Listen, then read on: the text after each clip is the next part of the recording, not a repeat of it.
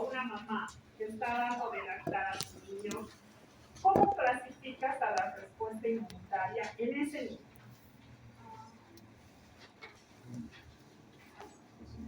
¿Perdón? Adaptativa, ¿verdad?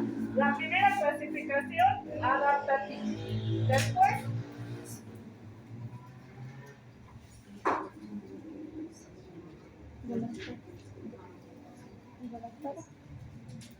¿estabas en la clase?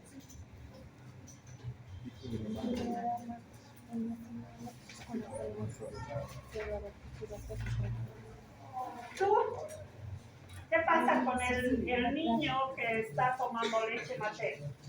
¿Cuál es su respuesta inmune? ¿Sí? Pasiva natural. Natural, antes de natural. Pasiva. ¿Por qué pasiva? Porque la está adquiriendo por medio de la leche materna de su madre. El organismo del niño no está teniendo ninguna reacción. ¿Ya? Excelente, muy bien. Contigo. ¿Qué pasa cuando nos enfermamos? ¿Cómo es nuestra respuesta inmune? Inmunidad adaptativa sería activo natural. Muy bien, porque de manera natural está ingresando el antígeno a mi organismo, hay una respuesta activa de mi organismo y es adaptativa porque es específica contra el antígeno que está ingresando. ¿Ya? La última de la segunda fila, tú, un ejemplo de una respuesta adaptativa que sea pasiva y que sea artificial. ¿Perdón? La vacuna es pasiva. ¿Qué ponemos en la vacuna? ¿Antígeno o anticuerpo? A ver, todos son los últimos de la segunda fila. ¿Qué le ponemos al paciente? ¿Antígeno o anticuerpo? Antígeno. Y si le ponemos antígeno, ¿va a haber respuesta activa o pasiva? Activo.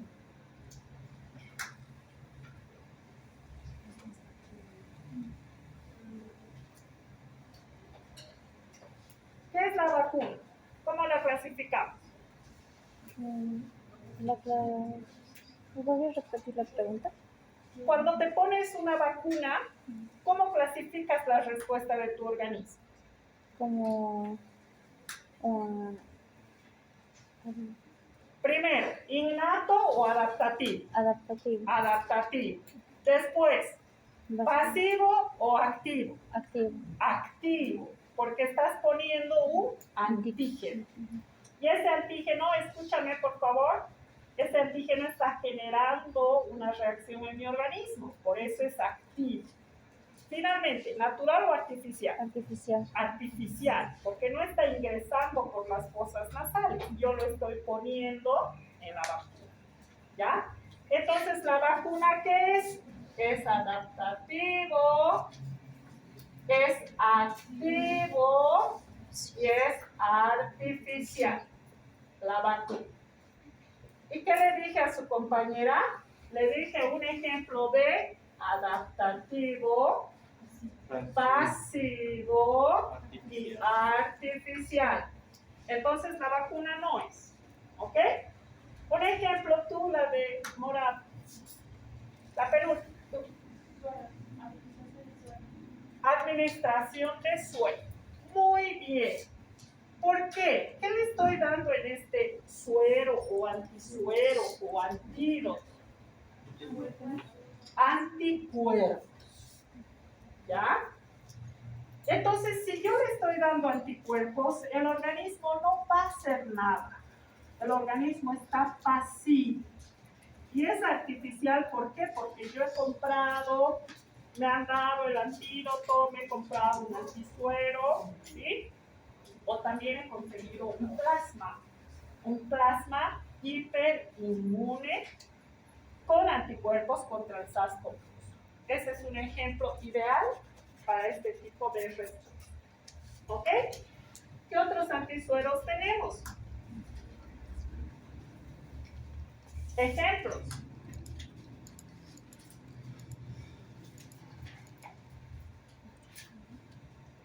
¿Qué otros antisueros tenemos? Acá estamos, ¿no? Haciendo nuestro repaso. ¿Qué antisueros?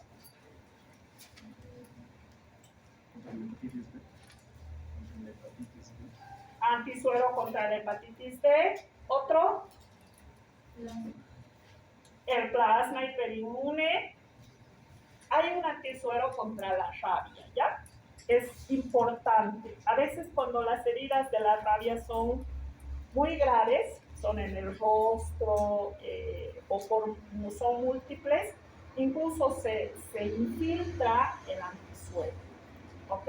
Para evitar que el antígeno se replique en el organismo.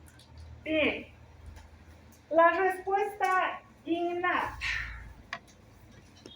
¿Cuál es nuestro representante estrella de la respuesta innata? La piel. ¿Ok? Entonces, esta respuesta innata puede ser de barrera o puede ser a través de mecanismos. ¿Ya? Dentro de estos de barrera vamos a tener a la piel, a las mucosas, ¿ya? Etcétera, etcétera. Vamos a tener también a los de barrera químicos, como las enzimas, las lisozimas, el sudor, el sebo, etcétera, etcétera. ¿Ya? Y dentro de los mecanismos vamos a ver, por ejemplo, a la fagocitosis. ¿Ya? Mediadores de inflamación. También vamos a ver a la respuesta inflamatoria, vamos a ver al sistema de complemento, y etcétera, etcétera. ¿Ok? Entonces decíamos que la piel nos protege porque la mayoría de los microorganismos son incapaces de penetrar una piel intacta. ¿Ya? Ustedes han manipulado el microscopio. ¿Cuál de los microscopios han manipulado? ¿El óptico o el electrónico? El óptico. ¿Y qué han observado? ¿Qué microorganismos han observado? Bacterias. Con su máximo aumento, han logrado observar unos poquitos así en el campo, ¿no es cierto? Este es el campo del ocular. Y ustedes han logrado observar por ahí unas bacterias así de diminutas con el aumento de 100x. ¿Ok? El virus no se puede identificar con el microscopio. Necesitamos el microscopio electrónico. ¿Ya? Entonces, imagínense lo pequeño que es. Por eso decíamos que la piel, digamos que va a tener acá un folículo piloso, de donde va a salir un vello, un cilio, una cosa así. Estos microorganismos tan chiquitos fácilmente pueden ingresar por acá, pero además de tener esta glándula, vamos a tener el sebo, el sudor, ¿sí? Que nos va a proteger. ¿A través de qué? De su pH ácido, de su pH alcalino, de enzimas que estén presentes y demás. ¿Ya? Entonces, además, vamos a tener a las mucosas. Principalmente al moco. ¿Ya? Por ejemplo, cuando el microorganismo, el virus del SARS-CoV-2 está ingresando por la fosa nasal, la primera barrera que se va a encontrar va a ser el barbijo, ¿no es cierto? Por eso usamos el barbijo. El KN95 te protege más, el quirúrgico solo 8 horas, te tienes que cambiar, no te tienes que tocar, etcétera, etcétera.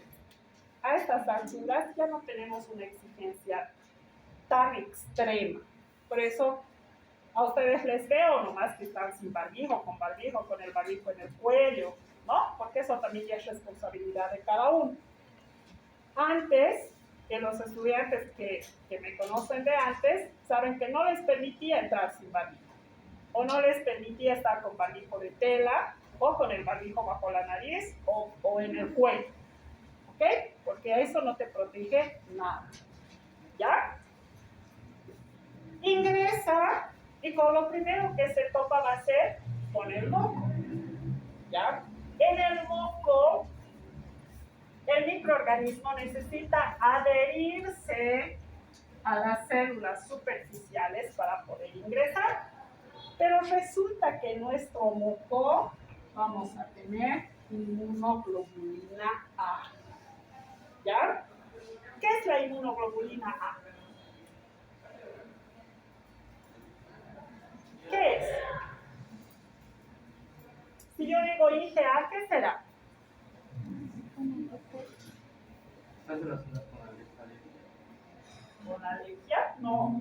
La alergia es la hipersensibilidad. Más bien con la alergia están relacionadas las IgEs. Pero eso lo vamos a ver cuando avancemos. ¿Qué es una IgA? ¿Qué es una IgA? Pero es. ¿Dónde está presente? La IgA. ¿Dónde está presente? En el moco, pues no, si estamos trabajando en el moco. Se llama inmunoglobulina secretoria, porque está presente en todas las secreciones, ¿ya? Cuando una mamá está dando leche materna, ¿la leche es una secreción? Sí.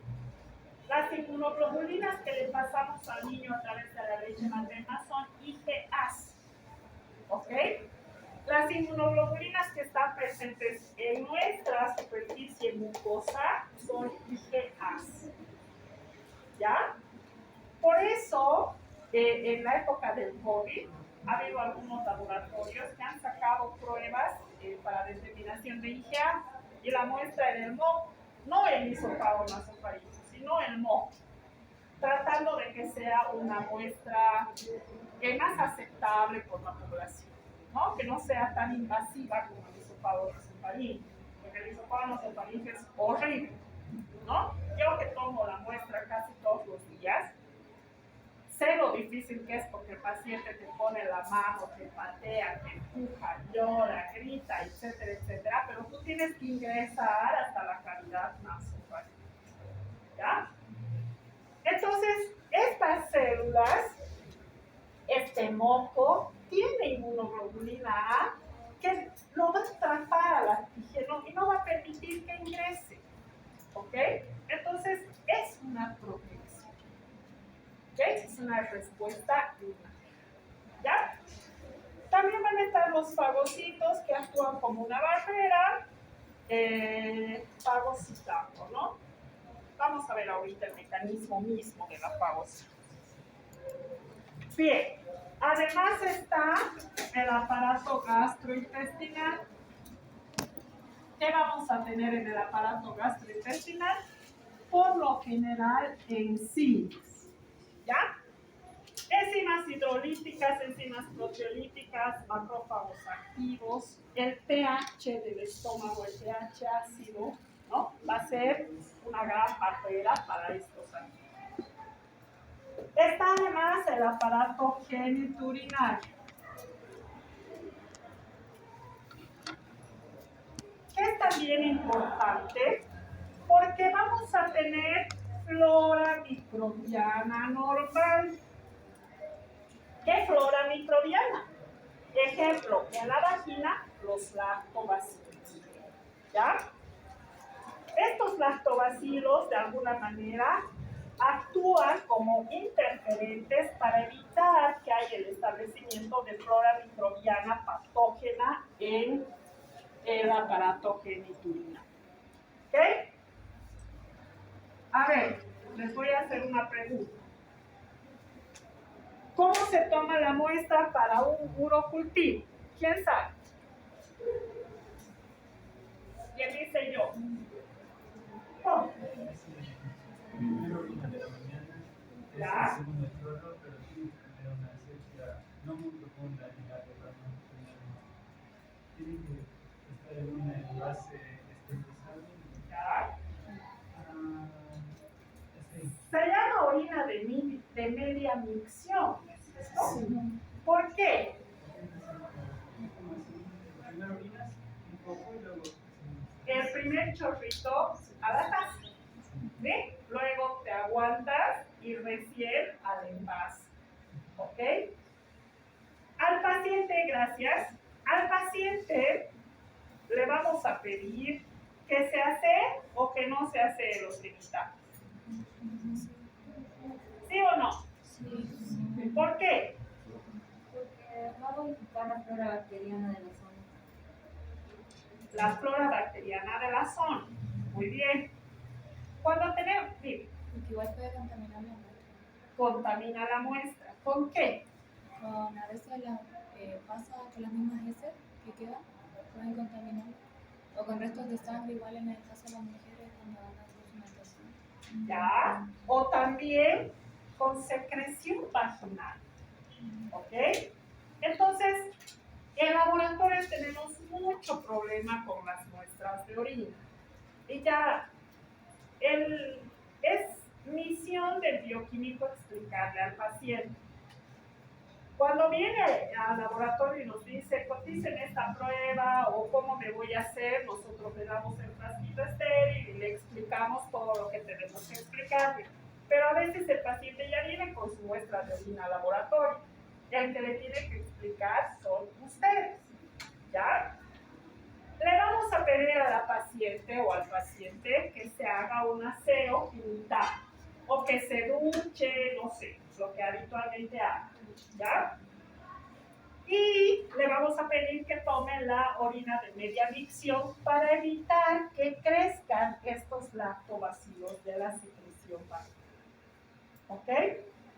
A veces, cuando en los laboratorios el personal que está haciendo el urocultivo no es un bioquímico capacitado, puede hacerle antibiograma al lactobacilo normal.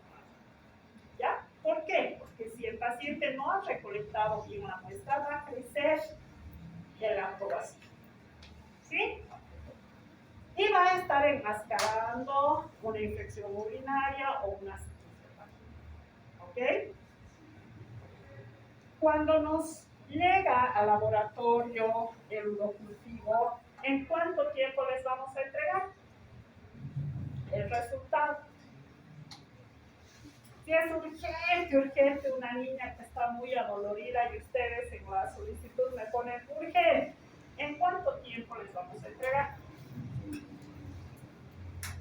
¿Cuánto tiempo?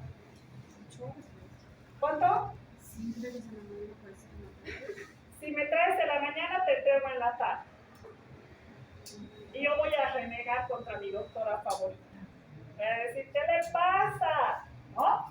Porque el paciente viene y dice, el doctor me ha dicho que es urgente y este urocultivo me tiene que entregar esta tarde porque a mi niña le duele mucho y le voy a iniciar el tratamiento. ¿Puedo entregar un urocultivo de la mañana a la tarde? ¿En cuánto tiempo entrego?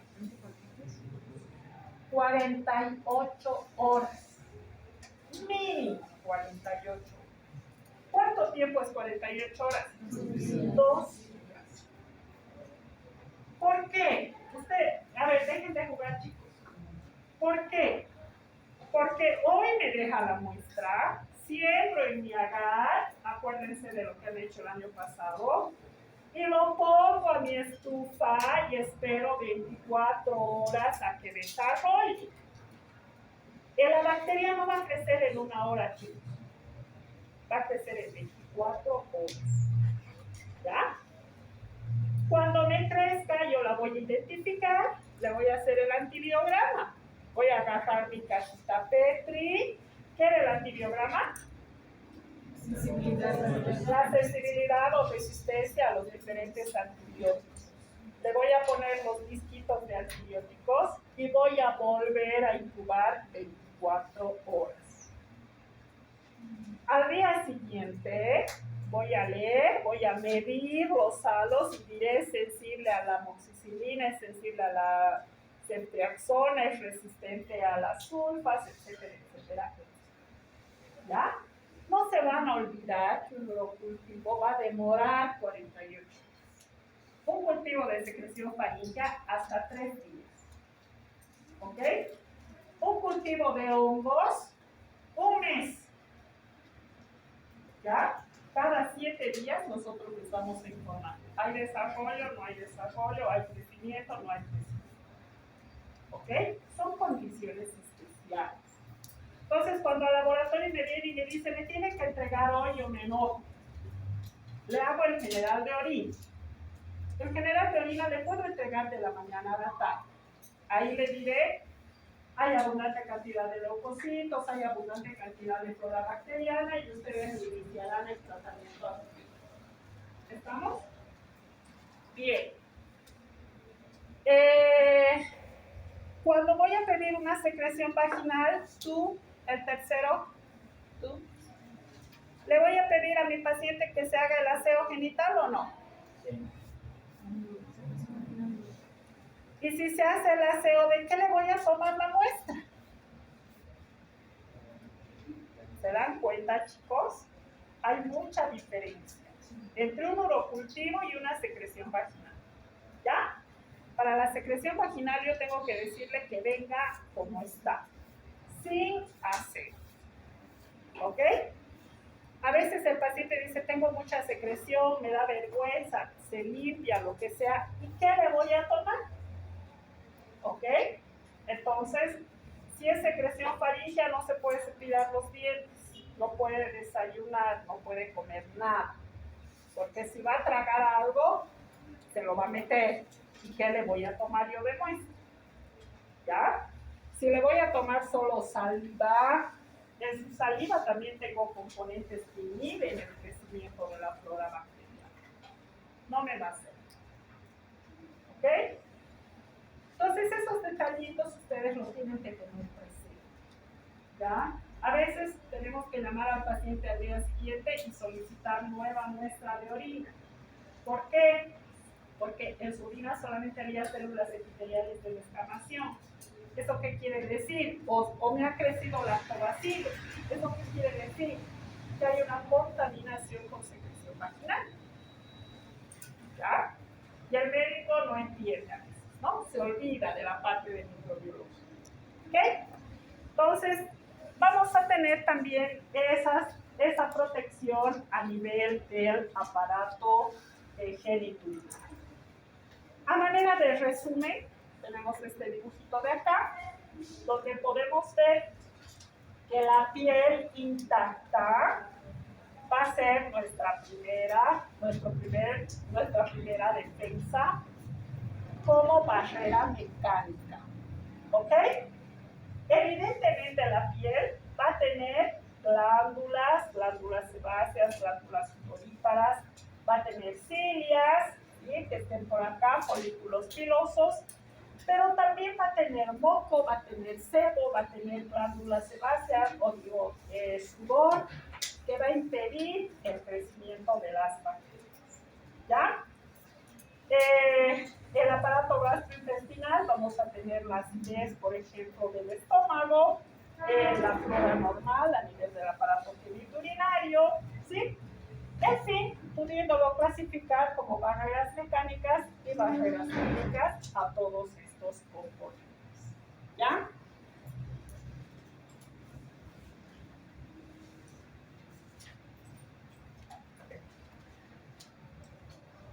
Bien. No se olviden que la piel nos va a proteger siempre y cuando esté intacta. ¿Ok? ¿Por qué les recalco esto? Porque van a tener pacientes quemados, van a tener pacientes con piercing, van a tener pacientes con tatuajes, ¿sí? Van a tener pacientes que se depilen, ¿ok? Y que realmente van a evitar la protección que en primera instancia nos ofrece la vida. ¿Ya? El año pasado llegó una muchacha al laboratorio, estaba súper afligida, parecía un tomate, así su cara, súper inflamada. En agosto, ¿qué pasó? El 13 de agosto va y se hace una depilación, una limpieza facial de todos sus vellos, le depilan las cejas, le sacan el bigote, etcétera, etcétera. Su piel está inflamada con una respuesta. Al día siguiente, el 14 de agosto, se pone maquillaje y se va a bailar a la entrada del Piacoyo, donde se expone al sol, a la tierra y sus poros totalmente cubiertos por el maquillaje. Llega la noche, llega a su casa, se desmaquilla y tenía una inflamación, pero era un rojo de esa pole en toda su cara, ¿ok? Era un rojo así, total. Y la persona, pues obviamente súper desesperada. Entonces, ¿qué ha hecho? Su piel estaba así, con su bigotito aquí o su ceja, porque es un cilio normal, que ha sido arrancado, ¿no es cierto?, por un proceso mecánico, con hilo, con pinza, como ustedes quieran, y ha generado una reacción inflamatoria en su organismo, ¿ya? No obstante, ha venido y una capa de maquillaje ha tapado totalmente estos poros, y ha estado expuesta al sol, que son rayos ultravioleta, al viento, etcétera, etcétera. Y en la noche, cuando se ha quitado la tapa de maquillaje, tenía prácticamente todo el rostro con una reacción desesperada. Ya parecía un monstruo aquí. No se distinguían ya ni sus facciones. ¿Ok? Entonces, a veces somos nosotros los que provocamos eso. ¿Ya? Cuando ustedes tengan un paciente quemado, por ejemplo, esa es la razón por la que el paciente quemado tiene una sala específica. Esa es la razón por la que al paciente quemado lo vendan. Porque esa venda está tratando de suplir la piel que le falta en ese momento. ¿Ya? Ustedes tienen que trabajar con mucha asepsia, tienen que ser muy delicados en su ingreso y respetar, por supuesto, todas las normas de bioseguridad. ¿Ok? Entonces, así de maravilloso es nuestro cuerpo y a veces nosotros, lejos de entenderlo, simplemente le provocamos un daño. ¿Ok? Bien. Esos son nuestras barreras de la respuesta inmune. Ahora vamos a ver lo que son los mecanismos, ¿ya? Mecanismos inmunitarios innatos también. El primero, la fagocitosis. Cuando ingresa un antígeno a nuestro organismo, en las primeras horas va a haber la fagocitosis, es decir, el atrapamiento de estos microorganismos, y también se van a ir activando el sistema de complemento, la fiebre, que es también una respuesta inmunitaria, tratando de eliminar del organismo. ¿Ok? Además va a haber liberación de citocinas y va a haber liberación de mediadores que inician la respuesta inflamatoria. ¿Qué es la fagocitosis? ¿Qué pienso cuando digo fagocitosis? ¿Está por ahí la lista? Allá. ¿Qué es fagocitar? Ingerir, atrapar, comer, si ustedes quieren, ¿ya? Y para que esto suceda, obviamente no es algo que pase alegremente, porque los fagocitos no tienen ojos, ¿no es cierto? van a funcionar, van a necesitar migrar a la zona donde se está produciendo la respuesta inflamatoria. Necesita que haya quimiotaxis, es decir, reconocer al antígeno, ingerirlo y destruirlo. ¿Ok? La fagocitosis va a ser más eficiente cuando haya anticuerpos. ¿Sí? Vamos a hacer un esquema. Normalmente un virus se representa con una figura simétrica que tiene un genoma dentro.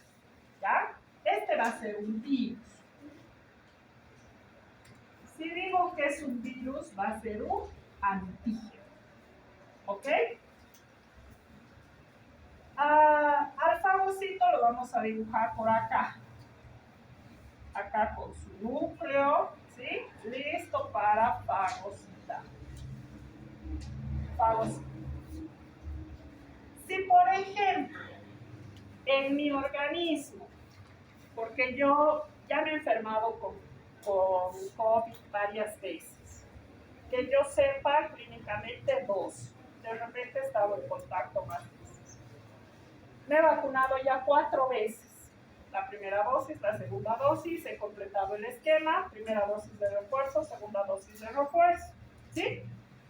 Se supone que mi respuesta inmune ya se ha generado, que mi organismo ya tiene ¿qué cosa? ¿Antígenos o anticuerpos? Anticuerpos, ¿sí? Un anticuerpo se representa con una Y, ¿ya? Donde ustedes vean un dibujito de una Y, es un anticuerpo. ¿Ok? Digamos que esta es la IgA. Digamos que está en el moco de mi nariz. ¿Ya? El virus está ingresando a mi organismo. Se encuentra con estas inmunoglobulinas que están en el moco de mi nariz. Y como resultado, ¿qué vamos a tener? Vamos a tener a un antígeno, a un virus opsonizado. ¿Qué quiere decir? Cubierto de anticuerpos. ¿Sí? Ha ingresado este antígeno, mis anticuerpos han empezado a responder, lo han reconocido y lo han opsonizado. Esto significa opsonización. Yo me acerco al antígeno y lo rodeo. Hay especificidad. Este anticuerpo se ha generado para este antígeno. Cuando me he enfermado, cuando me he vacunado. ¿Ya? Entonces ingresa nuevamente el antígeno y ya voy a tener anticuerpos que lo van a opsonizar. Pregunta de química. Este fagocito, ¿a quién va a comer más rápido? ¿A este virus o a este virus? Al opsonizado. ¿Por qué? Porque este opsonizado es como una luz de ambulancia, ¿sí? Es como una alerta que está ahí. Es más grande que este, es más extraño que este. ¿Ok? Entonces este fagocito rapidito se va a acercar a fagocitar a este antígeno. ¿Ok? Por eso el punto número 1 que dice, la última de esta fila, lea. ¿Qué dice? Párate, por favor.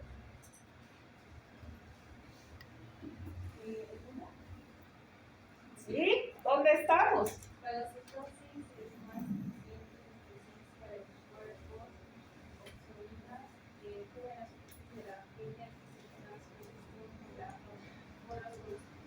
¿Cómo entendemos ese punto?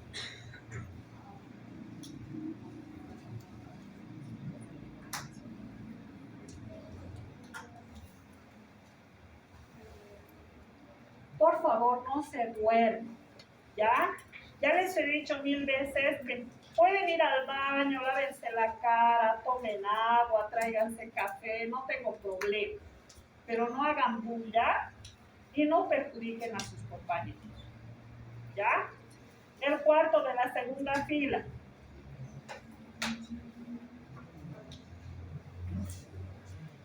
Arriba. ¿Cómo explicamos el punto número 1? La fagocita, que nuestros anticuerpos cuando ven la presencia de un virus se van a adherir a la superficie, entonces van a generar lo que son señales o colocar una banderita a un lugar e indicar a nuestros fagocitos o células de defensas para indicar que eso es un agente extraño que nos puede hacer daño o estar. ¿Qué se llama este proceso? Opsonización. ¿Hemos entendido? ¿Aquí? ¿Ya? Eso significa este punto número 1. La fagocitosis es más eficiente cuando hay opsonina. ¿Ok?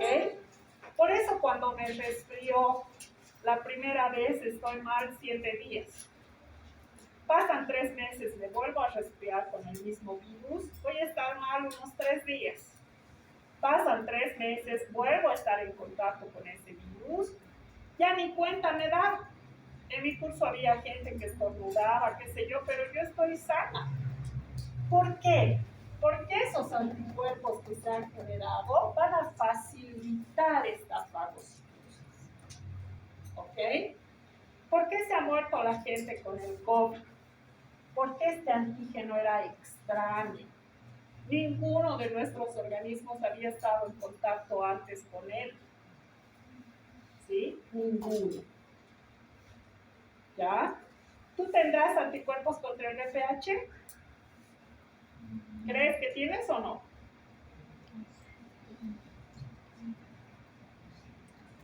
Ya, no te voy a decir nada. Por ahí no has iniciado tu vida sexual activa. No hay problema. ¿Tú crees que tienes anticuerpos contra la fiebre amarilla? Sí, ¿Por qué? porque Porque te has vacunado contra la fiebre amarilla. Doctor, ¿y con los asintomáticos?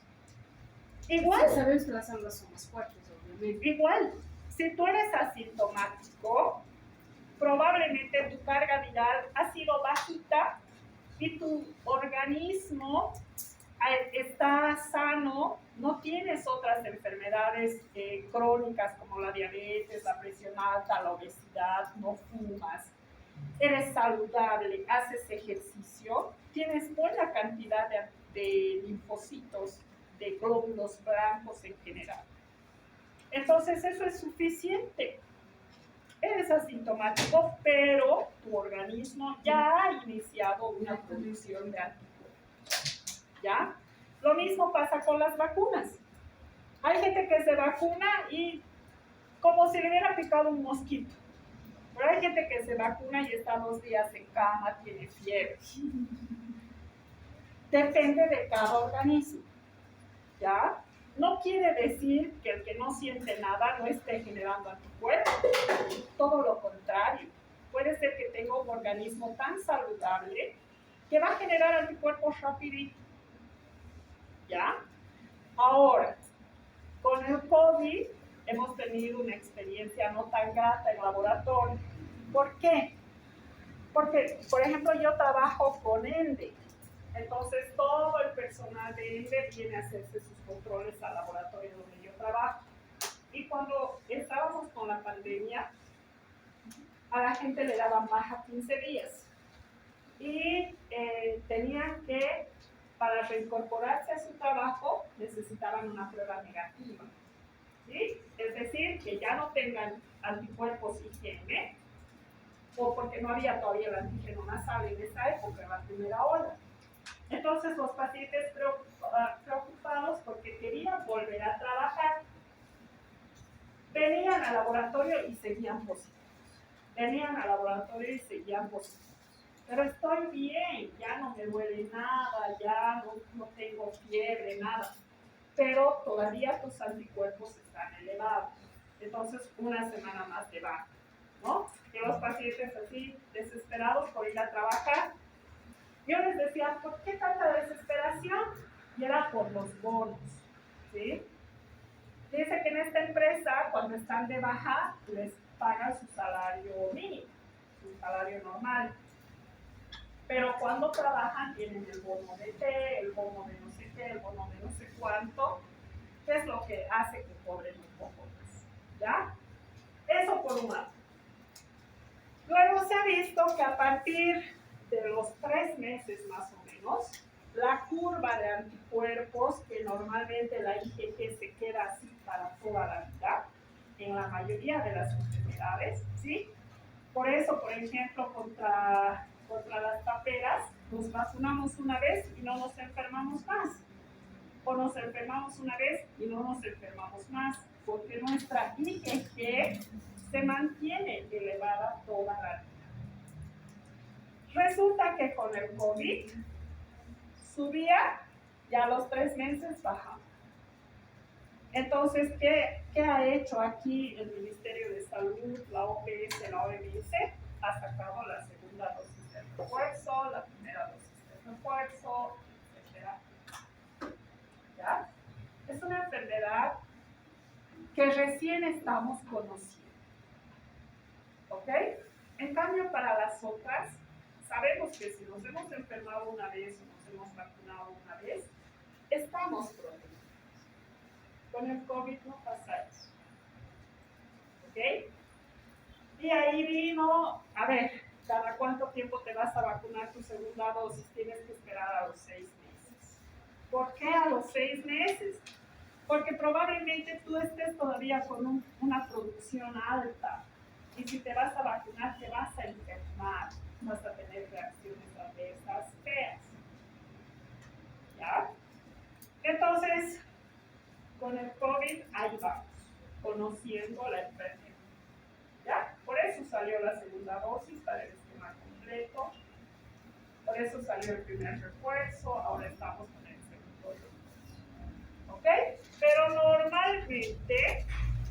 normalmente, estos anticuerpos nos protegen y nuestra reacción es más suave.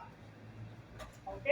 Ya no nos enfermamos con esa fuerza, porque nuestros anticuerpos nos protegen y la fagocitosis es más rápida para empezar. ¿Ya? Entonces esa carga viral con la que hemos estado en contacto baja. ¿Ok? ¿Te respondí? Dime. Doctora, al inicio de las vacunas, tenían que no se bañen. ¿Por qué era eso?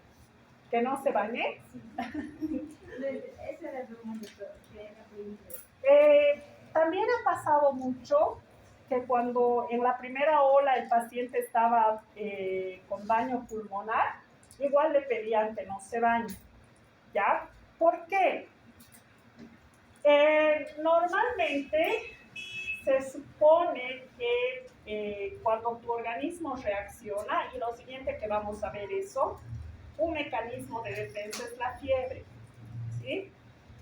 Cuando hay fiebre, significa que hay un paso de tus células hacia el lugar de la infección.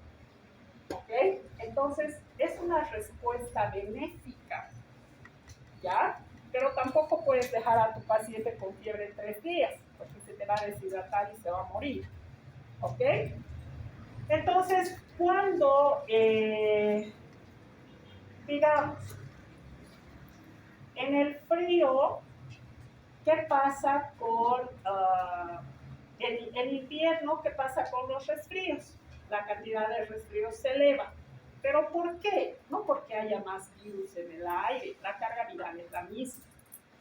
Lo que pasa es que cuando hace frío, tu organismo está más preocupado en mantener tu temperatura corporal interna.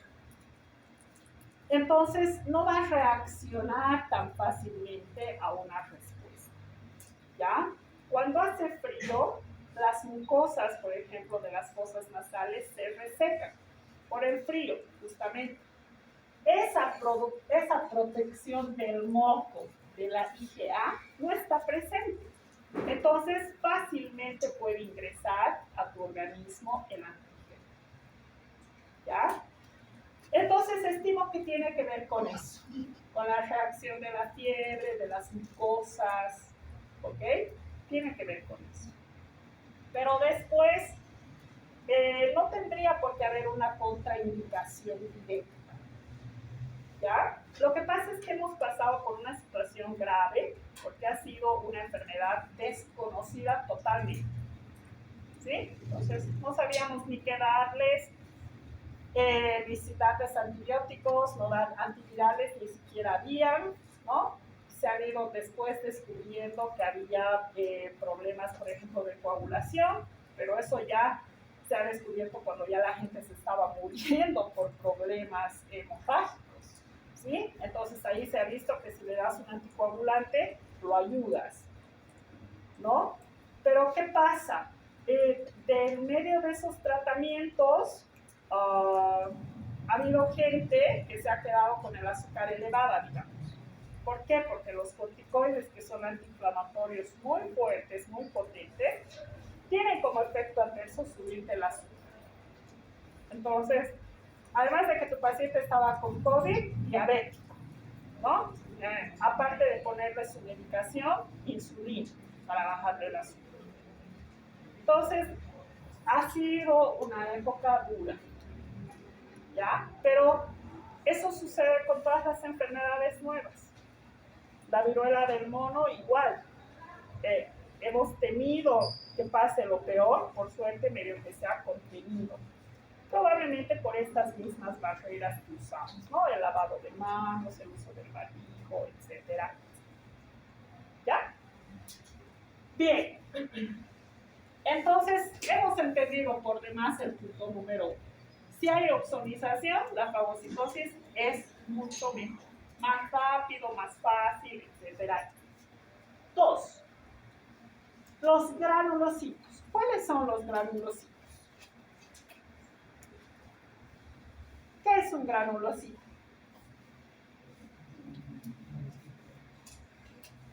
A ver quién está durmiendo. El último de esta fila. ¿Qué es un granulocito? Ejemplo de granulocito.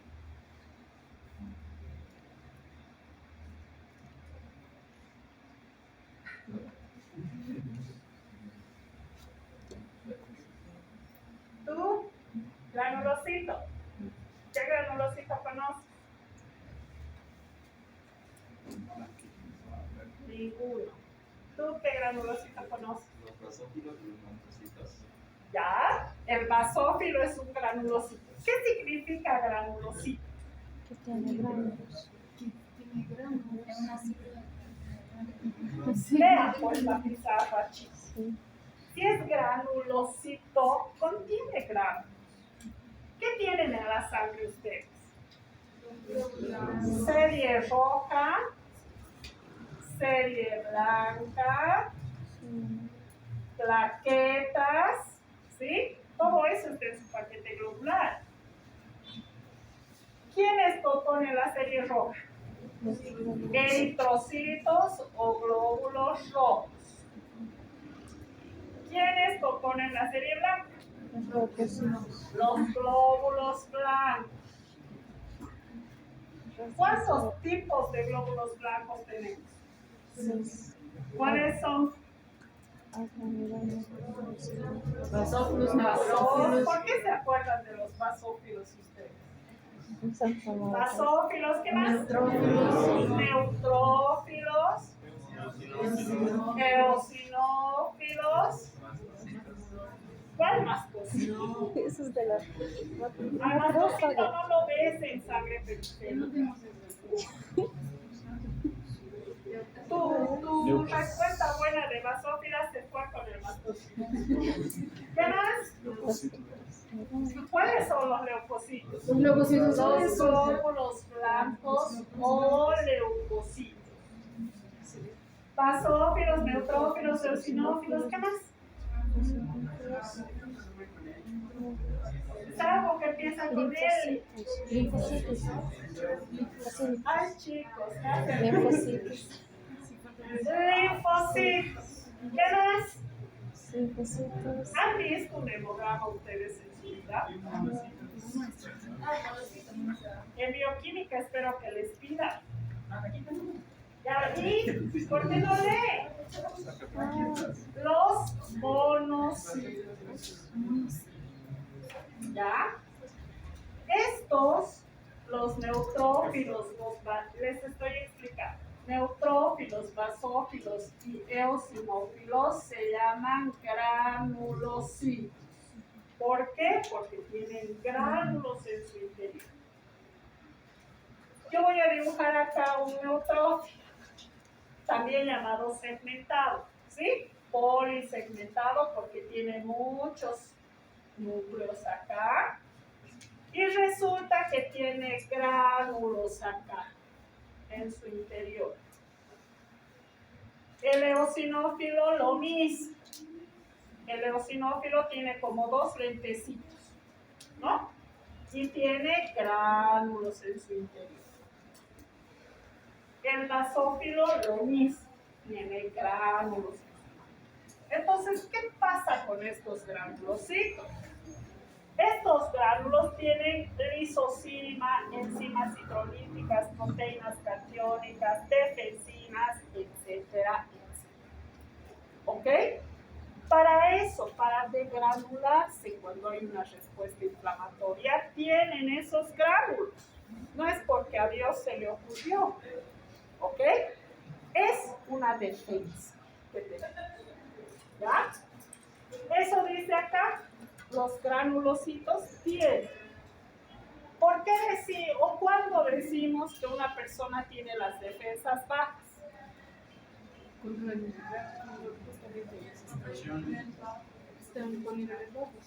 ¿Cuándo? ¿Qué tiene que estar bajo para que yo diga, usted tiene defensas bajas? Los leucocitos. Los leucocitos. ¿Ok? Si esta cantidad está disminuida, yo le voy a decir a mi paciente, usted tiene las defensas bajas. ¿Ok? Normalmente un adulto tiene entre 4.000 y 11.000 glóbulos blancos. Un paciente con HIV que está pasando a tener SIDA va a tener 2.000, 1.500 glóbulos blancos. Y de esos, sus linfocitos T, esos linfocitos que hemos anotado allá, los TCD4 específicamente, bajan a un nivel de 200 por milímetro cúbico y el paciente con un resfriado se nos muere. ¿Ok? Porque no tiene estas células de defensa. Ya se han terminado. En el HIV pasa eso. ¿Ya? Específicamente con los linfocitos. ¿Ok? Entonces eso es tener defensas bajas. Mi serie de glóbulos blancos está por debajo de lo habitual. Para eso nos sirve el hemograma. ¿Ok? 3. Los macrófagos activados tienen una cantidad mayor de lisosomas que producen y liberan la interleuquina 1. Interleuquina e interleucina 1, 6 son factores de la inflamación. ¿Ya? Hemos hablado de la fagocitosis. Hemos dicho que es atrapar, fagocitar, comer, englobar. En realidad es un proceso de 7 pasos. ¿Ok? Algo que es tan simple va a iniciar con una adhesión del microorganismo al fagocito. Un ingreso, vamos a ver que lo hace a través de los pseudópodos, etc. Cuando el microorganismo está dentro, se va a formar un fagosoma, un saco alrededor de él. ¿Para qué? Para que en el paso 4 venga el lisosoma que tiene estos gránulos, que tienen enzimas digestivas, para hacer la destrucción del microorganismo. ¿Ya? Va a haber un material indigerible, el resto, el desperdicio, que va a salir por un proceso de exocitosis. Este material sigue teniendo atracción química por el resto de los componentes. ¿Ok? Cuando hay mucho, quiere decir que todavía necesitamos más cantidad de fagocitos y estas interleuquinas máquinas son las que van a atraer a los otros fagocitos a la zona. Si no, ¿cómo vas a ver mi neutrófilo que yo me he hecho un piercing aquí en mi oreja? No sabe, ¿no? El fagocito que esté cerca va a hacer la digestión y este residuo va a llamar a los otros fagocitos que estén cerca. ¿Está claro? Todo es un proceso químico. Nuestro fagocito no tiene ojos, no tiene oídos que escuchen cuando hay una alerta en el organismo. ¿Ya?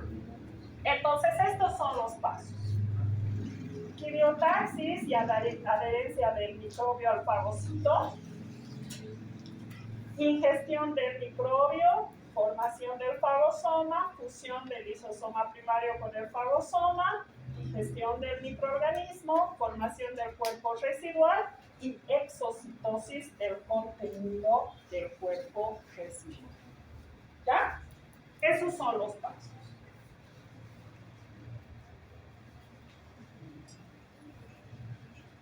Súper. Bien. Entonces, nuestro sistema retículo endotelial, el que contiene células fagocíticas, que van a estar presentes en sangre. ¿Cuáles son? Todas estas que nosotros hemos mencionado. El tejido linfóide, el hígado, el vaso, el médula ósea y el pulmón. ¿Ya? ¿Han visto en su práctica de microbiología a la gonorrea? ¿Sí? ¿Qué han visto? ¿Cómo han reconocido en la placa que era gonorrea? Sí, les pregunto, no. ¿Cómo es? En placa no. Es algo súper interesante, ¿ya? Porque, digamos, tenemos una secreción uretral.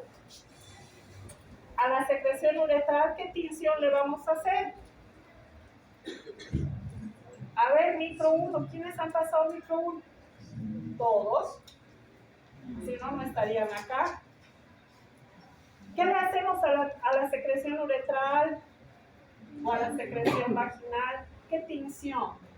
Tinción de Gram, ¿no es cierto? Porque tengo que identificar si son Gram positivos, Gram negativos, y además puedo ver la forma de los microorganismos. ¿Sí?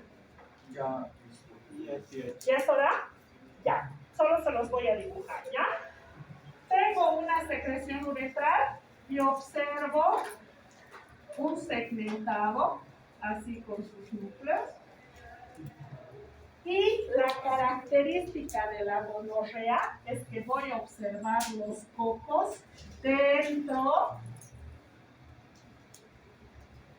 así en parejita, dentro del neutrófilo. ¿Ya? Y así se ve en la placa.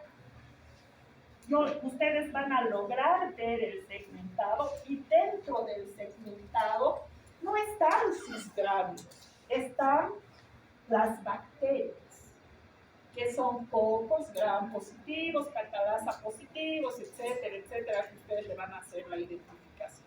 No ustedes, nosotros en laboratorio. ¿Ok? Entonces, ¿qué significa? Que cuando ha ingresado a mi organismo, todas estas células que están para defenderme se han activado y han ido a fagocitar. ¿Ok? Y yo puedo ver eso en una secreción. ¿Por qué les hablo de la gonorrea? Porque es una de las pocas enfermedades que causa secreción abundante, secreción uretral. Después nada más les pasa a los hombres. Andan felices contagiando del VPH y no saben, no tienen ninguna sintomatología. Pero la gonorrea sí. Hay abundante secreción uretral. ¿Ok? ¿Hemos entendido? ¿Seguro? ¿No hay dudas? Nos vamos a quedar para